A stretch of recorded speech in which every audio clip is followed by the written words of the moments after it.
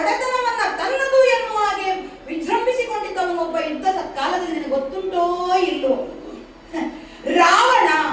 ಅವನು ನಿನ್ನ ಹಾಗೆ ನಿನ್ನ ಹಾಗೆ ಅಂದ್ರೆ ನಿನ್ನ ಹಾಗೆ ಅಂತಲ್ಲ, ಈಶ್ವರ ಅಂತ ಜೊತೆಯಲ್ಲಿ ಅವನು ಸೇರಿಸಿಕೊಂಡಿದ್ದ ರಾವಣೇಶ್ವರ.